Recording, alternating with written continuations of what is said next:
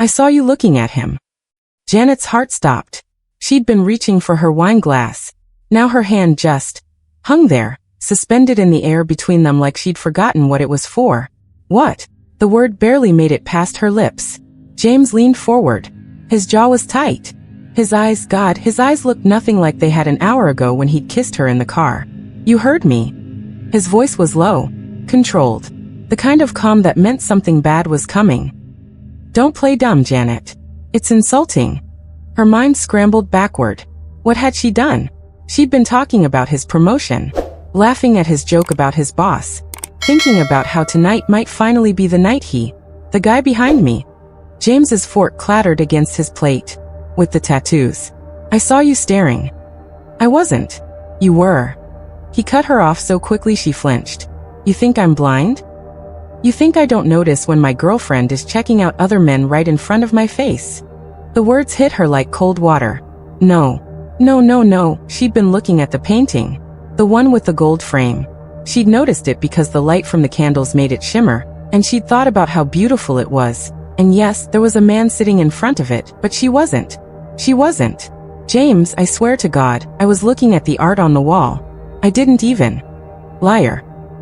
The word stopped her cold. Janet felt something crack inside her chest. 5 years. 5 years she'd been faithful. 5 years of turning down drinks from guys at work.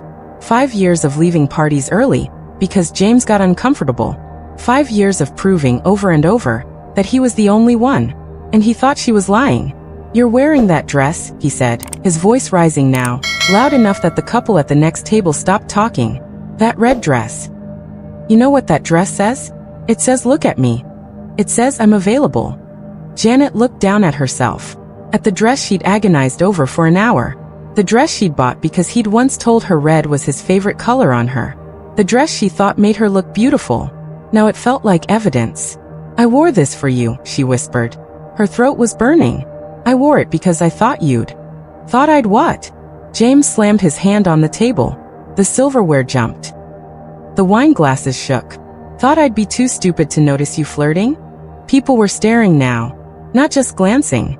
Not just pretending to look at their phones while they listened. They were full-on staring. The waiter had frozen halfway to their table. The hostess by the door had her hand over her mouth. An older woman in pearls was whispering urgently to her husband. And nobody was doing anything. Nobody was going to help her. Janet's hands found the napkin in her lap. She clutched it to her chest like it could somehow shield her from what was happening.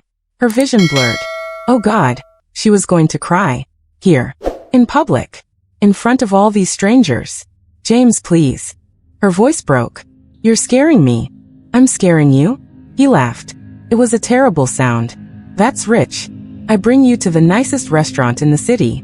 I'm about to tell you something important. And you can't even keep your eyes on me for 5 minutes. Something important. The words cut deeper than anything else he'd said. She'd thought tonight was special. She'd thought maybe finally he was going to propose. She'd imagined this moment 1,000 times. The way he'd reach into his pocket. The way her heart would explode with joy. The way 5 years of waiting would suddenly make sense. But there was no ring. There was only this. Him standing now. Towering over her. Pointing his finger at her face like she was on trial. You're worthless, he said. The restaurant went completely silent. Janet couldn't breathe. Couldn't move. The napkin crumpled in her fists. I give you everything, James continued, his voice shaking with what she used to think was passion but now recognized as something uglier. I pay for dinners. I take you places. I put up with your neediness, your insecurity, your constant need for validation. And this is how you repay me. Every word was a slap. She wanted to disappear. To melt into the floor. To rewind the last 5 minutes and never look at that stupid painting. Never glance in that direction. Never give him a reason to. Wait. She hadn't given him a reason. The thought arrived quiet and devastating. She hadn't done anything wrong. She'd looked at a wall. At art. For maybe 2 seconds. And somehow that had become this. Maybe you should go sit with him, James said, loud enough for the entire restaurant to hear. He grabbed her purse off the back of her chair and held it out like a weapon. Go on. Go sit with the thug. Since you're so interested. Since I'm clearly not good enough for you. Janet's eyes burned. Her whole body was shaking.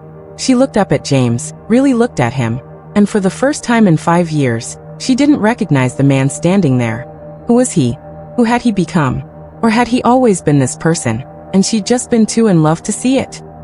She opened her mouth to speak, to defend herself one more time, to beg him to understand, but someone else spoke first. She wasn't looking at me. The voice came from behind James. Calm. Even. Deadly soft. Janet's eyes shifted past her boyfriend to the man at the next table. The one in the tan blazer. The one with the tattoos climbing his neck like shadows. The one who was now standing, unfolding from his chair with the kind of grace that made the air in the room shift. He wasn't tall. But God, he looked 10 feet high. She was looking at the painting, the man continued. His gaze locked on James with an intensity that could cut glass. Behind me, the Rothko. But I understand the confusion. It's easy to see threats that don't exist when you're already guilty of something. James whipped around. Stay out of this. This is between me and my girlfriend. The man smiled. It wasn't a friendly smile. Not anymore, he said. You just called her worthless. In front of a room full of witnesses. Which means you fired her from your life. He tilted his head slightly, and Janet saw something dangerous flicker in his eyes. And I have a strict policy about men who break things they don't deserve in the first place. Janet's breath caught in her throat. Who was this man? And why did James suddenly look terrified? Subscribe now to see what happens next to Janet. Stories like this, women being publicly humiliated and gaslit by their partners, happen every single day. And many of them end with those women staying silent, apologizing for crimes they didn't commit, and spending years more in relationships that slowly destroy them. If you don't follow, leave a comment explaining why you're okay with walking away from Janet's story before she finds out the truth about who James really is, and what the man in the tan blazer is about to reveal. Janet's hands were shaking as she zipped up the red dress. She tried on 4 other outfits before settling on this one. The black pants made her look too casual. The blue cocktail dress felt too formal, like she was trying too hard. The cream blouse and skirt combo was safe, boring, the kind of thing she'd wear to a work dinner. But the red dress. God, the red dress. James had once told her she looked stunning in red. That was 2 years ago, maybe 3. Back when he still said things like that without her having to fish for compliments. Back when his eyes would light up when she walked into a room instead of barely glancing up from his phone. She smoothed the fabric over her hips and stared at herself in the mirror. Tonight is the night. She'd been thinking it all week. Hell, she'd been thinking it for months. 5 years was a long time. Long enough that her friends had stopped asking when he was going to propose and started asking if he was going to propose. Long enough that her mother had begun making those pointed comments about not waiting forever for a man to figure out what he wanted. But James was just careful, methodical. He was a lawyer, for God's sake. He didn't rush into anything. That's what she told herself. That's what she'd been telling herself for the past year every time another friend got engaged, and she had to smile through the announcement and pretend her chest wasn't tightening with envy. Tonight was different, though. She could feel it. He'd asked her to dinner at Bellissimo. Bellissimo. The kind of place you needed a reservation 3 months in advance. The kind of place where the candlelight costs more than the wine. He'd been secretive about it too, insisting he had something important to tell her, refusing to elaborate even when she'd pressed him in that playful way that usually got him to crack. Something important. Janet touched up her lipstick, then checked her phone. 20 minutes until he'd be there to pick her up. Her stomach was doing somersaults. She felt like she was 16 again, waiting for prom, except this was better. This was real. This was her whole future. She imagined how it would happen. He'd probably wait until after the main course. He'd order champagne. No, he'd have it waiting at the table already chilled. He'd reach across and take her hand, and his voice would get that soft quality it sometimes had when they were alone. And he'd tell her he loved her, that he couldn't imagine his life without her, that these 5 years had been the best of his life. And then he'd pull out the ring. She'd cry. Obviously she'd cry. Happy tears. The kind that made your mascara run but you didn't care because nothing else mattered except that moment and that person, and the promise of forever. Janet turned away from the mirror before she could overthink it. Before she could notice the way the smile on her face looked a little too desperate. A little too much like hope clinging to evidence that wasn't really there. The restaurant was exactly as beautiful as she'd imagined. Warm lighting that made everyone look like they belonged in a movie. White tablecloths that probably cost more than her car payment. Classical music drifting through the space, like it was coming from somewhere ethereal rather than the speakers hidden in the ceiling. James had barely looked at her when she'd gotten in the car. "You look nice," he'd said, but his eyes had already been back on the road. His jaw was doing that thing it did when he was stressed. Tight. Clenched. Like he was grinding his teeth into powder. "Big day?" she'd asked, trying to keep her voice light. "Yeah." That was it. Just yeah. Then silence for the rest of the drive. She'd told herself it was nerves. He was probably nervous. Proposing was a big deal. Maybe he was second-guessing the ring he'd chosen, or worrying about getting the words right, or thinking about all the logistics they'd need to figure out after. But now, sitting across from him at a table that cost more per person than her monthly gym membership, she was starting to think it wasn't nerves. It was something else. James hadn't touched his water. He'd ordered for both of them without asking what she wanted. Something he used to do in the beginning when she'd found it charming and decisive rather than controlling. Now she just felt dismissed. Like her preferences weren't even worth the 30 seconds it would take to ask. The waiter had brought bread. James had ignored it. She'd reached for his hand across the table. He'd moved it to check his phone. "Everything okay?" Janet heard herself ask. Her voice sounded small. "Fine." He didn't look up. She watched him scroll through something, his thumb moving methodically down the screen, his face completely blank except for that tightness in his jaw that meant he was holding something back. "James." "I said it's fine, Janet." This time he did look up. For maybe 2 seconds. Just long enough for her to see something in his eyes that made her stomach drop. Something cold. Something almost angry? No, she was imagining it. She was being paranoid. This was just pre-proposal jitters. This was just stress from work. This was just... The waiter appeared at their table, young and polite, and smiling like he didn't notice the tension radiating off James like heat from asphalt. "Good evening. Can I start you folks off with?" "We're not ready," James said. The waiter's smile faltered. "Of course. I'll give you a few." "We're not ready." James's voice had an edge now, sharp enough that the couple at the table next to them glanced over. "Is that unclear?" "James." Janet's voice came out as a whisper. "He's just doing his job." The waiter backed away, still smiling, but his eyes looked trapped. Janet wanted to apologize to him. She wanted to apologize for James.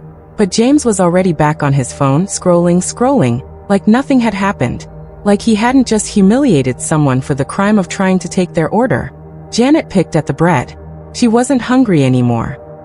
The knot in her stomach had grown from nervous excitement to something that felt more like dread. This wasn't how tonight was supposed to go. She looked around the restaurant, trying to ground herself, trying to find something beautiful to focus on so she didn't have to think about the way James was acting. There were other couples laughing, glasses clinking. Someone at the bar was celebrating something, surrounded by friends who kept toasting and hugging them. That should be us, she thought. We should be the happy ones. The ones other people look at and think, they have it all figured out. Her eyes drifted past James's shoulder. There was art on the walls. Real art, not the mass-produced stuff you'd find at a chain restaurant. She'd noticed it when they'd walked in, abstract pieces with bold colors, landscapes that looked like photographs, and in the corner, a large canvas with gold leaf that caught the candlelight. It was gorgeous. The frame alone probably cost more than she made in a month. The painting itself, some kind of impressionist piece with blues and golds that seemed to shift depending on the angle, was mesmerizing. She let her eyes rest there for a moment. Let herself get lost in something that wasn't the disaster unfolding at her own table. There was a man sitting in front of it. She barely registered him at first. Her focus was on the painting, on the way the light played across the brushstrokes. But then her gaze shifted slightly, pulled by something, maybe the contrast of dark ink against skin, and she saw him. The tattoos. They climbed his neck like vines. Intricate. Beautiful in a dangerous kind of way. Not the tribal stuff fraternity guys got in college. This was art. Real art. The kind that told a story she couldn't read but wanted to understand. She looked at them for maybe 3 seconds. 3 seconds where she forgot about James and his phone, and the tension coiled so tight between them she could barely breathe. 3 seconds where she just looked. Appreciated. Wondered what kind of person would mark themselves so permanently with something so striking. Then she blinked and brought her eyes back to James. He was staring at her. Not at his phone. Not at the menu. At her. And the look on his face was pure rage. The sound of James's hand hitting the table was like a gunshot. Silverware jumped. Water glasses trembled. The couple next to them stopped mid-conversation, their forks frozen halfway to their mouths. I saw that. James's voice was low, deadly. I saw you looking at him. Janet's brain scrambled to catch up. What? James, I was just... Don't. He stood up. Fussed. His chair scraped against the floor with a sound that made her teeth hurt. Don't lie to my face. Not here. Not in public. Every pair of eyes in the restaurant turned toward them. Janet felt her face go hot. Her hands went cold. She couldn't move. Couldn't think. She just stared up at James, at this man she'd spent 5 years with, this man she'd been imagining proposing to her just an hour ago. And she didn't recognize him. You were checking him out, James said. His voice was getting louder, shakier, like something inside him was coming unhinged. Right in front of me. Right in front of the entire fucking restaurant. No. No, I wasn't. I was looking at the painting. Liar. The word cracked across the space between them like a whip. Janet felt something break inside her chest. Some fragile thing she'd been protecting for too long. The part of her that still believed this night could be saved. That still believed James loved her the way she loved him.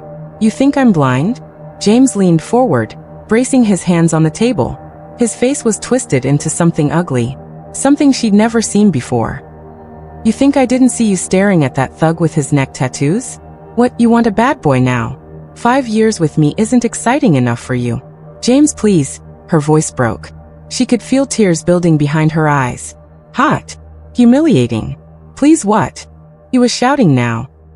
Full-on shouting in the middle of Bellissimo, in the middle of the most romantic restaurant in the city, surrounded by couples who'd come here to celebrate love, and instead were getting a front-row seat to the destruction of hers. Please let you disrespect me? Please let you flirt with random men while I'm sitting right here? She reached for her napkin. It was instinct. Something to hold.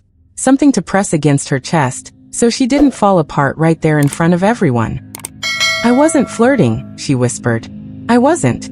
I just glanced at the wall. There's a painting. I was looking at a painting. You're wearing that dress. James's finger was pointing at her now. Accusatory. Violent in its certainty. That red dress.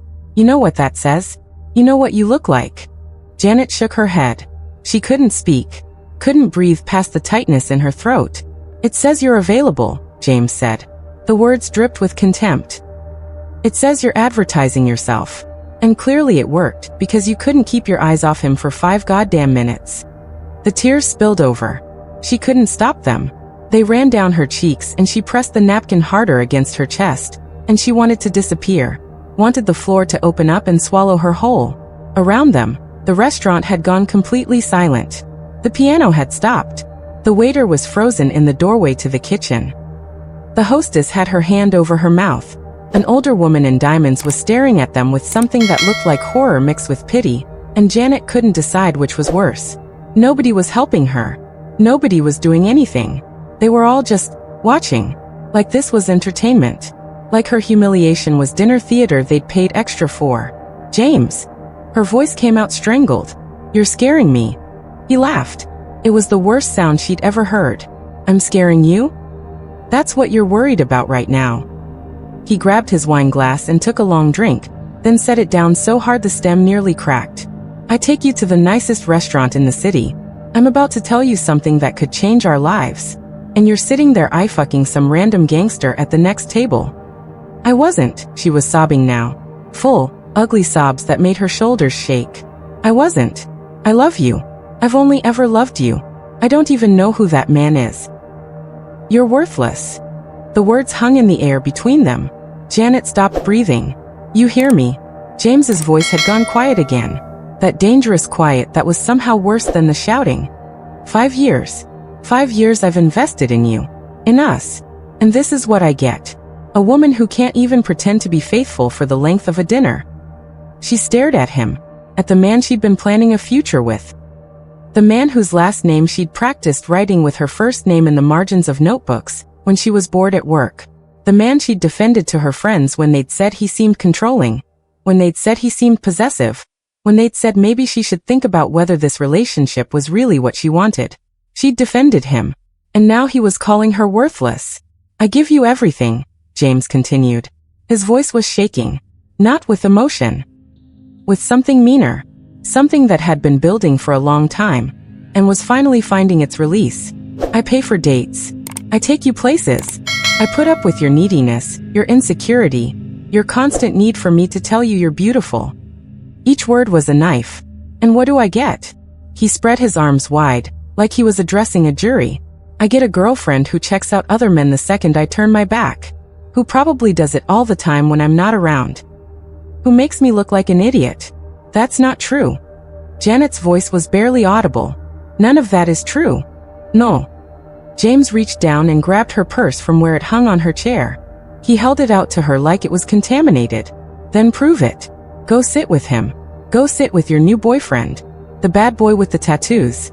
Since you're so fucking interested. The napkin fell from Janet's hands. She looked up at James, really looked at him. And for the first time in 5 years, she let herself see what was actually there. Not the fantasy, not the potential, not the man she kept hoping he'd become. Just him. A man who'd just called her worthless in front of a room full of strangers. A man who'd humiliated her for a crime she didn't commit. A man who was holding her purse like evidence in a trial where she'd already been found guilty. And behind him, she saw the man at the next table. The one with the tattoos. The one who'd been the unwitting catalyst for all of this. He was standing now, and he was looking directly at James with an expression that made the hair on the back of Janet's neck stand up. Not angry, not offended. Something colder. Something that suggested James had just made a very serious mistake. You want to know what your problem is? James's voice climbed higher. He wasn't even looking at Janet anymore. He was looking around the restaurant, making sure everyone was still watching. Making sure his performance had an audience. You don't appreciate anything. I give you everything. Everything. And you sit there looking at trash like him. He gestured wildly toward the man at the next table. The one who'd become the unwilling villain in James's narrative. Janet followed his hand. Saw the man clearly now. Asian, maybe early 30s. Tan blazer that probably cost more than James's car payment. The tattoos that had started all of this crawling up his neck in patterns that looked less like rebellion and more like legacy. Like they meant something. He was still standing. Still watching. And his face, God, his face was so calm it was almost unnerving. Trash. The word came out quiet. Almost curious. It wasn't James who'd spoken. It was him. The man with the tattoos took a step forward. Not aggressive. Just present. Like he'd decided this conversation now included him whether James wanted it to or not. I'm sorry, he continued, and his voice was soft in a way that made the entire restaurant lean in to hear it. Did you just call me trash? James's face went red. I wasn't talking to you. No. You were talking about me. To your girlfriend. Who, if I'm following this correctly, you believe was checking me out. The man tilted his head slightly. Is that accurate? Stay out of this, James snapped. This is between me and her. The man's eyes shifted to Janet. Really looked at her. At the tears on her face. At the napkin she'd been clutching. At the way she was shrinking into herself like she wanted to disappear. Miss, do you know this man? Janet blinked. What? This man who's screaming at you in public. His voice was gentle. Do you know him? Or is he just someone who sat down at your table uninvited? She almost laughed. It bubbled up in her chest.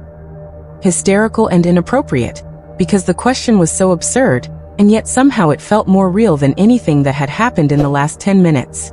He's my boyfriend, she whispered. The man nodded slowly. That's unfortunate. Who the fuck do you think you are? James moved toward him, chest puffed out, shoulders squared, every inch of his body language screaming that he was ready to prove something. The man didn't move, didn't even blink. He just stood there, relaxed, like James's aggression was a mild breeze he couldn't be bothered to acknowledge. Because he seems to be hallucinating, the man continued, still speaking to Janet like James wasn't even there. You weren't looking at me. You were looking at the Rothko behind me. It's a beautiful piece.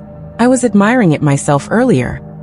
She was looking at you, James snarled. I saw her. You saw what you wanted to see. Now the man's eyes did shift to James. and something in his expression changed, hardened, which tells me more about you than it does about her. The air in the restaurant shifted. People were watching differently now, not with pity for Janet, not with secondhand embarrassment, with something else, like they were waiting for something to happen, like they could feel the danger rolling off this man in waves even though he hadn't raised his voice once. Janet saw it too, felt it, the way he carried himself. The tattoos weren't just art. They were a warning, a declaration. This wasn't some guy who'd stumbled into the wrong side of town and got inked on a dare. This was someone who lived in a world where tattoos meant something, where respect was currency and disrespect had consequences. Who was he? You think I'm stupid? James's voice cracked. You think I didn't see the way she was looking at you? The way she what? The man took another step closer. He was taller than James by maybe an inch, but the difference felt like miles. Glanced in my direction for 3 seconds. Noticed ink that's hard to miss? That's what's got you acting like this. I'm not acting. You are. The man's voice dropped even lower, quieter. The kind of quiet that made you more afraid, not less. You're performing. And I know what men like you are performing for. James lunged. It wasn't graceful, wasn't calculated. It was pure rage and humiliation, and whatever else had been building inside him all night, finally finding a target. He swung wide, telegraphed the punch so obviously that Janet saw it coming 3 seconds before it would have landed. But it never landed, because someone else moved first. A woman. She'd been sitting at the bar, nursing what looked like whiskey, wearing all black like she was on her way to a funeral. Janet had barely noticed her, but now she was between James and the tattooed man. And James was on the ground, his legs swept out from under him so fast it looked like he'd just spontaneously decided to lie down. Careful, the woman said. Her voice was flat, bored almost. The floor slippery. James gasped for air. His hands scrambled against the polished wood. And then something skittered out of his pocket, bounced once, twice, slid across the floor until it came to rest near Junwa's feet. His phone. The screen was lit up, bright, impossible to miss. There was a text message. Baby, are you done breaking up with her yet? I'm waiting outside. Don't forget, you promised we'd go away this weekend. Just us. No more excuses. The restaurant went completely silent. Janet stared at the phone, at the words that couldn't be real but were somehow right there. At the name baby, with a heart emoji next to it. Her brain tried to process it, tried to make sense of it. Tried to find some explanation that didn't shatter everything she thought she knew. But there wasn't one. The man, Junwoo, she'd heard the woman call him, bent down and picked up the phone. He read the text. His eyebrows raised slightly. Then he looked at James, still sprawled on the floor, and something like amusement flickered across his face. Interesting, he said. Then louder so everyone in the restaurant could hear. Baby says she's waiting outside. Wants to know if you're done breaking up with your girlfriend yet. Gasps rippled through the crowd. The older woman in diamonds put her hand to her chest. A man at the bar actually said "oh shit" out loud. The waiter dropped his tray. It clattered to the ground in a symphony of breaking glass that somehow felt appropriate for the moment. Janet couldn't breathe. She looked at James. At the man she'd loved for 5 years. The man she'd defended. The man she'd been waiting for. The man who'd just called her worthless for a crime she didn't commit. And she understood. All of it. The paranoia, the accusations, the way he'd been distant all night, the way he'd refused to hold her hand, the way he'd manufactured a fight out of nothing. It wasn't jealousy, it was strategy. He was cheating, had been cheating, probably for months. And tonight he'd decided to end things. But he couldn't just break up with her like a normal person. He couldn't admit what he'd done. So he'd created a scene, made her the villain. Given himself an exit where he was the victim, and she was the one who'd betrayed him. The expensive watch she'd bought him for his promotion? He got to keep it. The ring she'd been hoping for? Never existed. This entire night had been about making her feel guilty for his choices. You. Janet's voice came out strangled. She stood up. Her legs were shaking. You're the one. Janet, I can explain. James scrambled to his feet. His suit was wrinkled. His face was panicked now. All the rage had drained away, replaced by something that looked like fear. You're the one cheating. She said it louder this time, clearer, like saying it out loud made it real, made it true. This whole time, you've been cheating. And you made me think I was crazy. You made me apologize. You made me feel like I was the problem. It's not. It's not what it looks like. Then what is it? Her voice cracked. What does "are you done breaking up with her yet" mean? What does "this weekend, just us no more excuses" mean? James opened his mouth, closed it, opened it again. No words came out. Janet looked down at the napkin in her hands.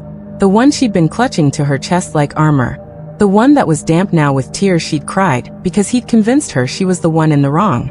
She wiped her face with it. Deliberately, slowly, watched the mascara streak across the white fabric. Then she threw it at him. It hit his chest and fell to the ground. Light as air, meaningless as an object, but weighted with 5 years of lies. "We're done," she said. "Janet, wait. We're done." She grabbed her purse. Not from him. From where he'd dropped it when he'd lunged at Junwoo. "You wanted me to leave? Fine. I'm leaving. But not for him."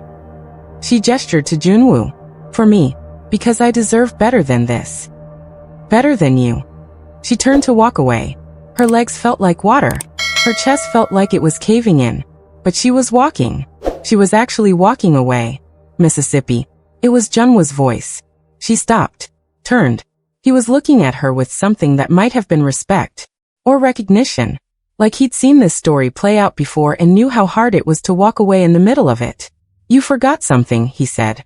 "What?" "Your dignity." He smiled. It was small. Kind. "You're taking that with you. He doesn't get to keep it." Something in Janet's chest loosened. Just a little. Just enough to breathe. Behind Junwoo, she saw security approaching. 2 large men in suits who looked like they'd been carved from granite. They grabbed James by the arms. "Sir, we're going to have to ask you to leave." "What?" "No, I'm the one." She was the one. James struggled against their grip. "This is insane. You can't." But they were already dragging him toward the exit. His voice got higher. More desperate. He was still trying to explain. Still trying to rewrite the narrative. Still trying to make himself the victim. Nobody was listening. The restaurant was silent as they hauled him out. The heavy doors closed behind him with a soft click that felt louder than any of his shouting had been. And then it was just Janet, standing in the middle of Bellissimo, surrounded by strangers who'd witnessed the worst night of her life. "Miss." She turned. Junwoo was gesturing to his table, the one with the beautiful Rothko behind it. The painting she'd been looking at before everything fell apart. "I hate to eat alone," he said. His voice was gentle. "And you look like you need a better class of company." Janet hesitated. Every instinct told her to leave, to go home, to crawl into bed and cry until she couldn't anymore, to process what had just happened in private where no one could see her fall apart. But something stopped her. Maybe it was the kindness in his eyes. Maybe it was the fact that he'd been the only person in the entire restaurant who'd stood up for her. Maybe it was just exhaustion. The bone-deep tiredness of realizing you've spent 5 years of your life on someone who never deserved them. "I don't even know you," she said quietly. "I'm Yunwoo." He pulled out a chair for her. "And you're a woman who just had the worst dinner date in history. Which means you deserve the best dessert they have. On me." Janet looked at the chair. At this stranger who'd somehow become the unlikely hero of her nightmare. At the empty restaurant around them slowly coming back to life. Conversations resuming. Silverware clinking, the piano player starting a new song like intermission was over. She sat down. Junwoo sat across from her, poured her a glass of wine from his bottle. Expensive wine. The kind that probably cost what James had spent on their entire meal. "For what it's worth," he said. "You weren't looking at me." "I know." Janet took a sip. It was smooth, rich, better than anything she'd ever tasted. "I was looking at the painting." "It's a good painting." "It is." They sat in silence for a moment. Not awkward, just quiet. The kind of quiet that felt like breathing after drowning. "He's been cheating on you for a while, hasn't he?" Junwoo's voice was soft. Not prying, just knowing. Janet nodded. She couldn't speak. If she spoke, she'd cry again, and she was so tired of crying. "The ones who accuse the loudest are usually the ones with the most to hide," Junwoo said. He leaned back in his chair. "I've seen it before. Men who create chaos to cover their tracks. Who make you feel crazy so you don't notice what they're doing. You sound like you have experience with that." I have experience with liars. His eyes flickered with something dark. Something that suggested his world wasn't innocent dinner parties and legal briefs. And I hate them all equally. Janet looked at him. Really looked at him. At the tattoos that had caused all of this. At the expensive suit that suggested wealth and power. At the way the woman in black, Jennifer he'd called her, was still hovering nearby like a shadow. Who are you? She asked. Really? Junwoo smiled. Someone who believes in protecting women who can't protect themselves. Someone who thinks men like your ex-boyfriend should face consequences for their actions. And someone who knows this restaurant makes an excellent tiramisu. He signaled the waiter. 2 desserts, please. And keep the wine coming. Janet laughed. It was small, broken, but it was real. For the first time in 5 years, she felt like she could breathe. Subscribe and comment where you're watching from. I will love to say thanks to you. Please don't forget to like, comment and subscribe. I love you all.